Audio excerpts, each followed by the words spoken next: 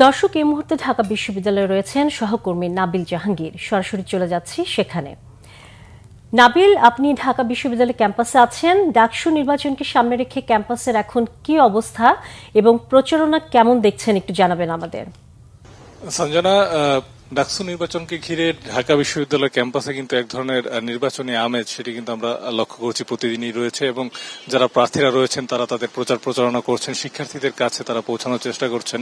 তবে যেহেতু আজকে শুক্রবার ছুটির দিন, ক্যাম্পাসের ডিপার্টমেন্টগুলো বন্ধ রয়েছে, সেই ক্ষেত্রে কিন্তু সকাল থেকে আমরা দেখেছি যে একটু ঢিমে তালে প্রচারণা শুরু হয়েছে এবং আমরা যেটি জানতে পেরেছি বিভিন্ন যারা প্রার্থীরা রয়েছেন, ভিপিজিএস প্রার্থী, বিভিন্ন প্যানেলের প্রার্থী, তারা হচ্ছে হলগুলোর যে মসজিদ রয়েছে সেখানে তারা জুম্মার নামাজ আদায় করবেন এবং নামাজ আদায়ের পর থেকে মূলত তারা পুরোদমের যে প্রচারণার কাজ সেটি আসলে প্রচারণা শুরু করবেন।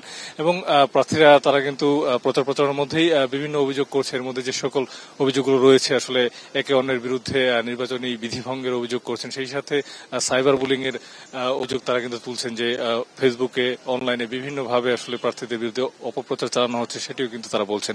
আপনি জানেন যে ডাকসু এবং হল সংসদ নির্বাচনে কিন্তু সব মিলিয়ে এবছর কিন্তু অনেক প্রার্থী রয়েছেন এবং তারা সবাই কিন্তু আসলে তাদের যে প্রচারণা সেটি কিন্তু পুনর্দমে চালিয়ে যাচ্ছে এবং আমরা এখন পর্যন্ত যেটি দেখেছি যে অধিকাংশ প্যানেলের যে নির্বাচনী ইশতেহার সেটি কিন্তু আসলে দেয়া হয়ে গেছে এবং তারা নির্বাচিত হলে শিক্ষার্থীদের জন্য কি করবেন সেটি কিন্তু এখন তারা পৌঁছাতে যাচ্ছেন। এবং আপনি জানেন যে নির্বাচনের প্রচারে কিন্তু আমরা এই এখন প্রায় শেষ দিকটায় রয়েছি, সকাল পর্যন্ত তারা প্রচারণা করতে পারবে।